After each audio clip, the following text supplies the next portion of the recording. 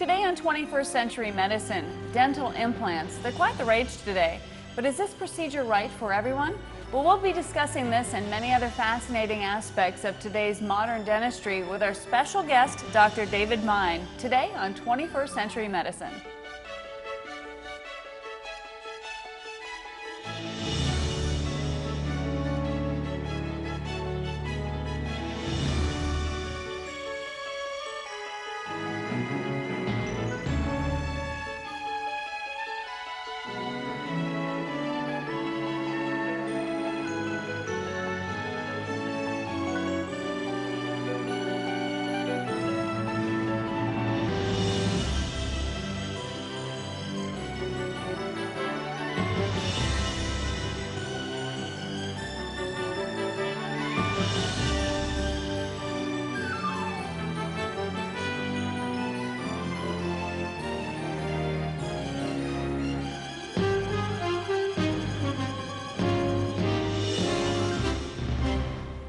Hello and welcome to 21st Century Medicine. I'm your host, Deborah Ball. My guest today is one of Miami Beach's most distinguished dentists and the author of the book, Understanding First-Class Dental Care, Dr. David Mine.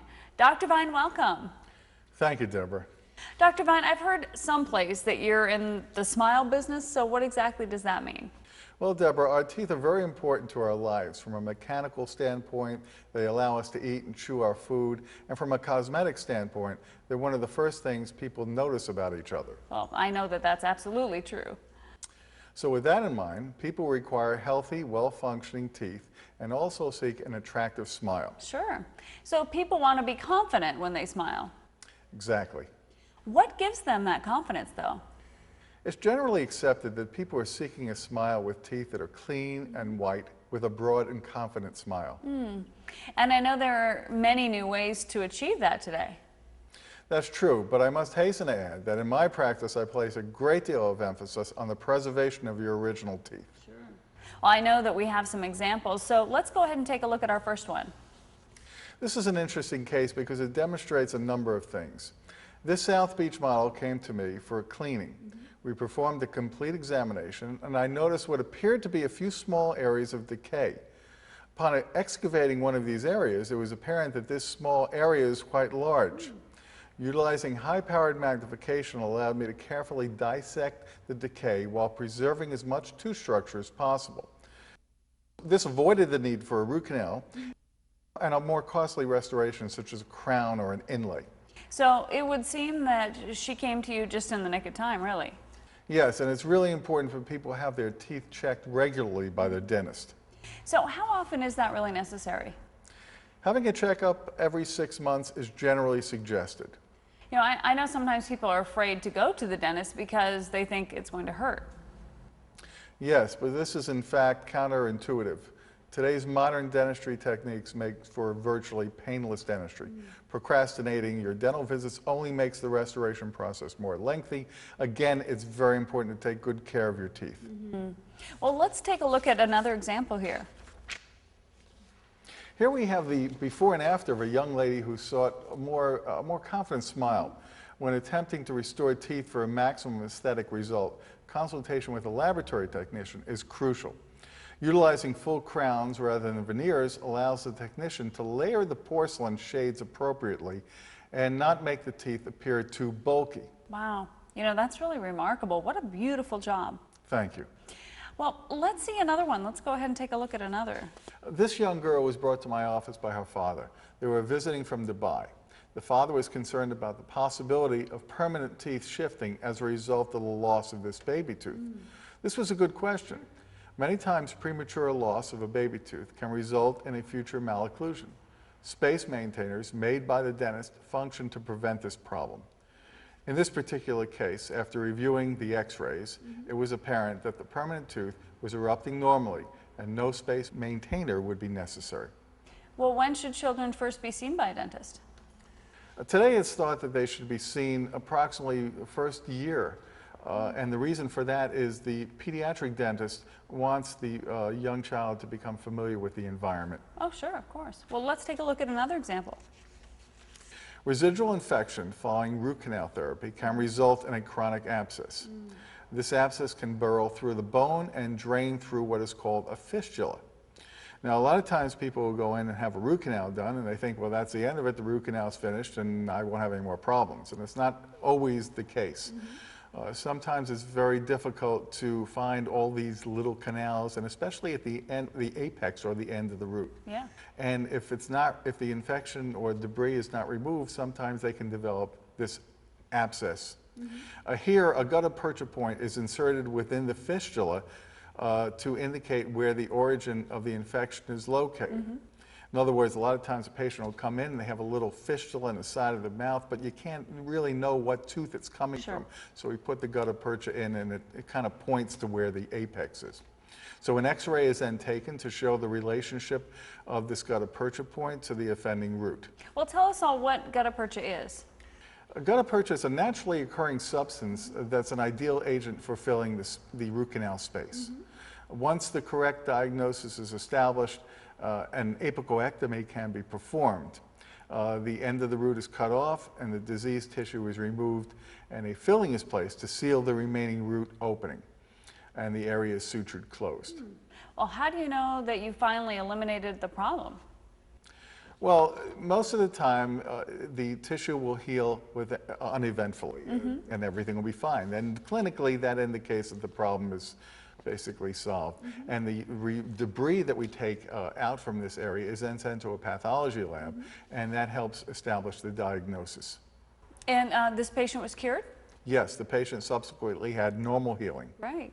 Dr. Vine, it would appear that you perform many challenging procedures at your office. Day in and day out. Well, let's take a look at another one. Here's a gentleman who presented with a fractured amalgam restoration. Amalgam restoration, that would be a silver filling, right? Right. Yes, his treatment involved removing the fractured restoration and recurrent decay, as showed in the intermediate photo.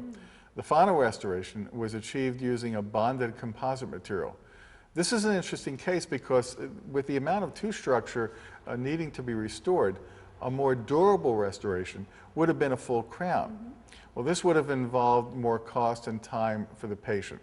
However, ultimately, it might have been the therapy of choice. And Deborah, in a situation like this, if you are going to perform a crown restoration, you have to stop your procedure and take an impression and send it to a lab, and you have to send it to a good lab. So that takes time and money, and the difference between doing that and the direct restorations is the composited plate is placed at that appointment. So it sounds like sometimes you have more than one way to solve a patient's condition. Many times, and carefully evaluating each and every patient is critical to achieving an outcome that is tailored specifically for them. Well, that's very important. Well, while we're on this subject, what's the story with the silver fillings and toxic metals like mercury? We've heard so much about that. Silver fillings are really what's referred to as an alloy, or a combination of metals, including minute quantities of mercury. Well, the controversy exists regarding the toxic nature of mercury. However, according to the American Dental Association, no evidence of this has ever been determined. So how does a patient know what to do about these fillings? I've included information about this subject in my book, Understanding First-Class Dental Care, where patients can call my office anytime. Great.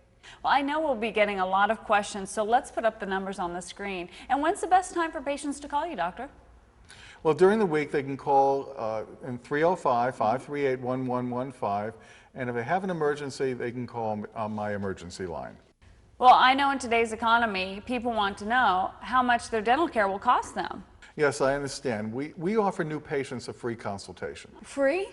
Yes, and we can usually predict very accurately the amount of work they will require and give them an accurate estimate. Well, now I know we'll be getting a lot of calls, so let's put that number up again.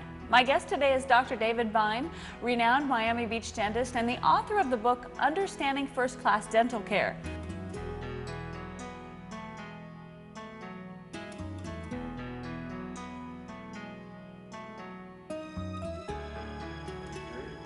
Hello, I'm Dr. David Vine. I've been practicing dentistry for over 35 years, and I am the author of the book, Understanding First-Class Dental Care. Back in 1972, I graduated from the Baltimore College of Dental Surgery, University of Maryland. Fresh out of school, I was excited with the prospects of living life for the first time, not as a formal student of the educational system. I moved to Boston, Massachusetts, where I secured a job as an associate in a dental practice. Over the years, as I discovered and learned the lessons of life, both professionally and personally, I came to a better understanding of how to live a more successful life. The road has not been easy. And how does this brief history translate to the nature of my dental practice today? It means that when you come to my office with your dental concerns, you will benefit from my years of study, and you will be treated as a unique individual with respect and empathy from myself and my staff. As a dental professional, it is up to me to evaluate your dental condition and advise you of your options, not to dictate a treatment. Experience has taught me that not all conditions need treatment, and no one has a perfect mouth. Over the years, as part of my continuing education in dentistry, when a patient needed to see a specialist, whether it was a periodontist, an endodontist, an oral surgeon, or an orthodontist, I went with the patient for the appointment. This was important not only for the patient, but so that I could learn these procedures and not only perform them, but improve my diagnostic skills. Developing this knowledge has given me more confidence, and it's a nice feeling to know that the patients that are coming to me for advice are getting up-to-date, straightforward information. I can't say that I'm the best dentist around. Our dental educational system in the United States is great, and those dentists who took advantage of the education and continued learning and growing are out there providing excellent services. I can say that conferring with the best dentists and specialists that I know has given me the ability to provide first-class dental care. I hope you've enjoyed this presentation, and if you have any questions regarding your dental needs, please call my office or stop in for a free consultation. My office is located in the center of Miami Beach at 400 Arthur Godfrey Road. Thank you.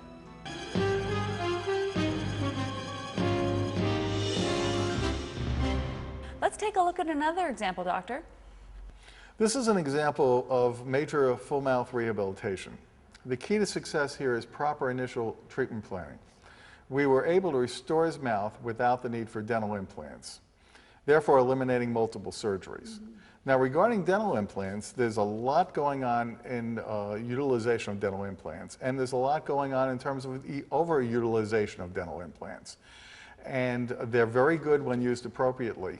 For instance, in a situation where a person has a tendency to get recurrent decay, an older patient comes in and needs crowns replaced because of recurrent decay. A lot of times you can put new crowns in and they're going to get recurrent decay around the new crowns also. And the advantage of a dental implant in that situation is they will not decay. In this particular case, though, we were able to restore his mouth without utilization of dental implants, and the process was time-consuming because there's no quick fix if long-term results are to be attained. And attention to detail, utilizing the best laboratories and materials is mandatory. What an astounding difference. Let's look at another one. This attractive young lady from London was referred from a Miami Beach hotel. She complained of a loose front tooth. This tooth had previously dislodged due to a non-retentive metal post. And what we're doing in dentistry today is with the advancement in new technologies and new materials. When I went to dental school 35 years ago, we used gold or metal post routinely. Dentistry is a conservative profession. I don't like to change unless they know that a new system is going to be better. We're using carbon fiber posts now, and it eliminates the need to take an impression and have a laboratory make a cast post, and they work really well. So in her case, we used a carbon fiber post in order to support a new crown. The root was prepared for the placement of this particular post, and once the post was bonded in place, a core material was bonded to the post, and an impression was taken and sent to the laboratory for the fabrication of a final all porcelain crown. And that's something also that's a breakthrough. Porcelain is a very fragile glass material. And 10 and 15 years ago, we were not using all porcelain restorations. They didn't have the strength. But now they've developed really hard cores, which make them more aesthetically pleasing and very durable. So we're using these particular all porcelain crowns now. In her case, a temporary crown was fabricated during the period of time the lab was making the final crown. So the person is able to leave the office intact, so to speak. Of course. How long does it usually take for the lab to make the actual tooth? I have a great lab that sometimes working with me on emergencies like this was able to make the tooth in a few days. Wow, then what happens at that point? When we get the permanent crown back, we check it carefully, make sure the bite's correct, make sure that it fits well. In this case, we determined that there was an open margin on the inside of the crown. Well, if that's the case, then cement can wash out. So what we did was we sent this back to the laboratory, took a new impression, and the laboratory fabricated a new crown, and it fit perfectly. Well, that sounds pretty amazing. I've heard that margin discrepancies are quite common. My laboratory technician told me that I take good impressions, and I hope I do, but he said that that's not the case with a lot of the work that he sees, and about 80% of the cases that he sees, he says he wouldn't put those crowns in his mouth. Now, why is he producing those crowns and sending them out? Well, he's a laboratory technician, he's doing the best job he can. But the reality of the situation is these margins or these crowns are not always to the extent that they should be in terms of fit. But it sounds like you're very conservative and very particular about the materials that you install. Very much so. If it's not 100% right, it's not going into my patient's mouth. Exactly, that's important. Well, let's go ahead and see another. Prior to development improvements in implant therapy, this space would have been corrected with a bridge. Sure. The teeth on either side of the space would have been prepared for crowns, and a false tooth would have been attached to restore the missing tooth. That's called the 3-unit bridge. Initially, this patient had inadequate bone to properly place an implant, and that's one of the key aspects of implant placements. It's not that easy. Patient doesn't come in and all of a sudden just pop an implant in. They have to have enough bone around that area to support it. So in this patient's case, what did you do? Well, in this case, it was referred to a periodontist who expanded the bone at the time of implant placement. Oh, wow. And with this bone expansion technique, it helped avoid having to place a bone graft, and therefore this saved the patient the time and the money involved in that other procedure. That's wonderful, and we all want to save lots of time and money. Let's take a look at another example. Here's something we often see in the office. This patient has a buildup of tartar, and the before and after shots demonstrate the plaque and the tartar accumulation. And that's why periodic cleaning appointments are necessary in order to maintain healthy teeth and gums. How long does it take to do a job like that? About an hour. Well, that's not bad at all. Well, let's take a look at another. This patient came to me with deteriorated upper and lower full dentures. The poorly filling dentures had caused severe problems with the underlying supportive soft tissue. And this is an interesting fact also. When dentures are made, the patient walks out and they say, okay, I got new dentures, everything's fine. But these things have to be checked periodically because over time, the bone under the denture will resorb. And if the dentures are not relined and if they malfunction as a result of this change of underlying structure, Sure. then you can get this buildup of redundant inflamed tissue. Sometimes this goes on for years. And in this particular situation, it was really bad. So he was referred to an oral surgeon to correct this condition, and temporary dentures were fabricated during the healing period. At that time, the oral surgeon excised or removed this excess tissue. And the final dentures were fabricated after the healthy tissue was evident. He's very happy with his much improved condition. And many patients like him function very well with properly constructed dentures, and therefore avoiding the time and expense of dental implants. Dental implants have now become very effective in supporting dentures. For instance, dentures basically sit on soft tissue. So you take a denture and you can maybe put 2 implants under the denture and they can snap onto the implants, and that's a very effective means of improving the stability and functionality of the dentures. Wow, that's really quite remarkable. Folks, you're watching 21st Century Medicine. I'm your host, Deborah Ball, and today our guest is Dr. David Vine. Dr. Vine, if people want to learn more about your book or have questions about their teeth, what should they do? They're welcome to visit my website, www.davidvinedentist.com, or they can always call the office. Let's show those numbers again. Dr. Vine, let's look at another example. Dental neglect over the years resulted in this deteriorated state. Proper treatment planning is always the basis for successful results. In this case, following extraction of hopeless teeth, removable dentures were fabricated. Well, could this patient have had implants instead? Yes. but it would have been more costly, it would have been more time consuming, and she was very happy with the result that we got, and it was less expensive than it would have been with implants. So this is another instance of tailoring the exact treatment needed to suit the actual patient's needs. Exactly. So what's next? This patient presented with significant pain. Clinical examination and examination of the x-rays showed an abscess within the bone above the upper right lateral incisor. Her pain would have been eliminated had the abscess resulted in a draining fistula, as was seen in the previous case.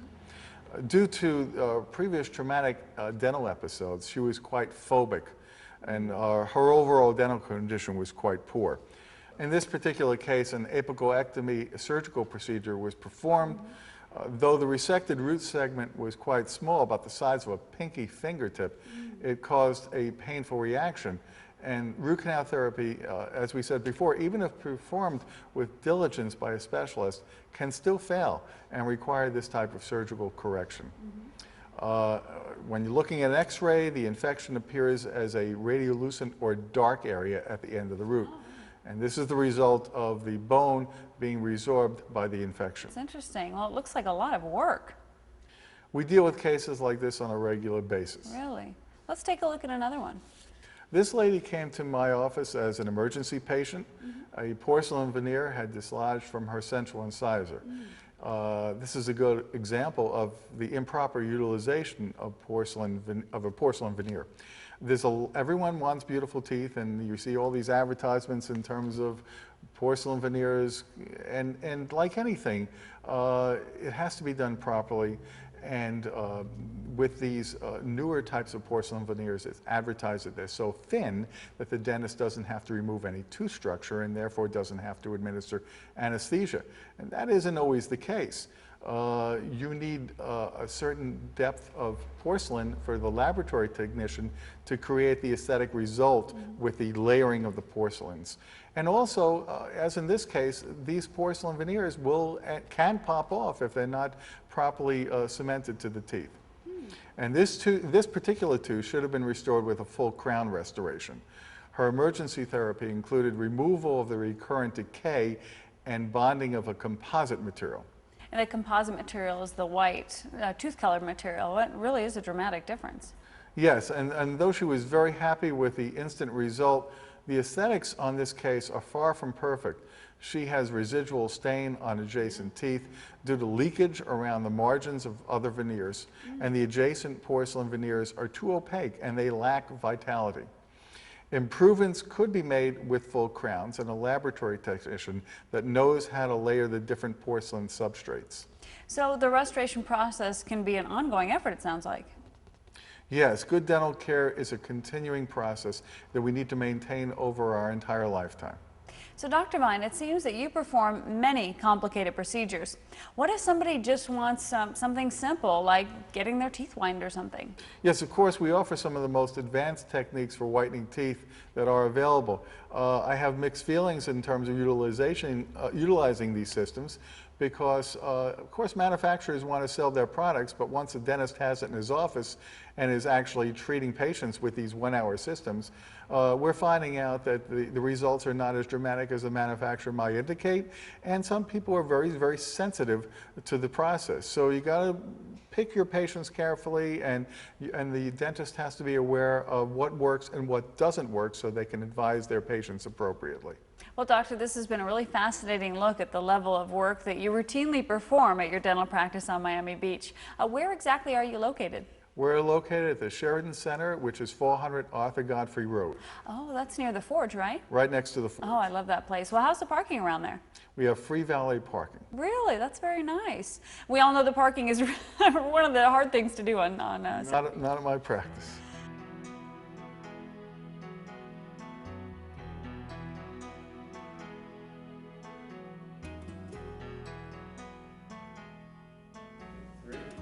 Hello, I'm Dr. David Vine.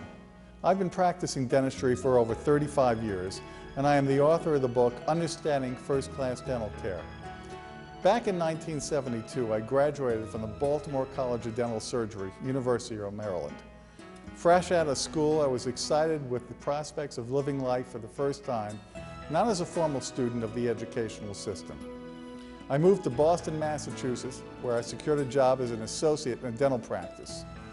Over the years, as I discovered and learned the lessons of life, both professionally and personally, I came to a better understanding of how to live a more successful life. The road has not been easy. And how does this brief history translate to the nature of my dental practice today?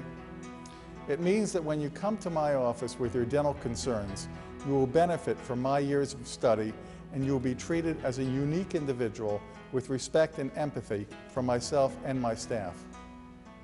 As a dental professional, it is up to me to evaluate your dental condition and advise you of your options, not to dictate a treatment. Experience has taught me that not all conditions need treatment, and no one has a perfect mouth.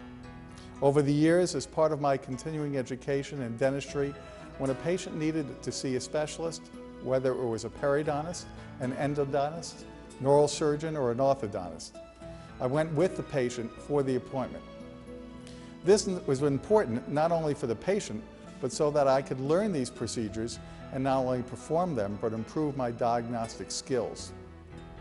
Developing this knowledge has given me more confidence, and it's a nice feeling to know that the patients that are coming to me for advice are getting up-to-date, straightforward information. I can't say that I'm the best dentist around. Our dental educational system in the United States is great, and those dentists who took advantage of the education and continued learning and growing are out there providing excellent services. I can say that conferring with the best dentists and specialists that I know has given me the ability to provide first-class dental care. I hope you've enjoyed this presentation, and if you have any questions regarding your dental needs, please call my office or stop in for a free consultation. My office is located in the center of Miami Beach at 400 Arthur Godfrey Road. Thank you.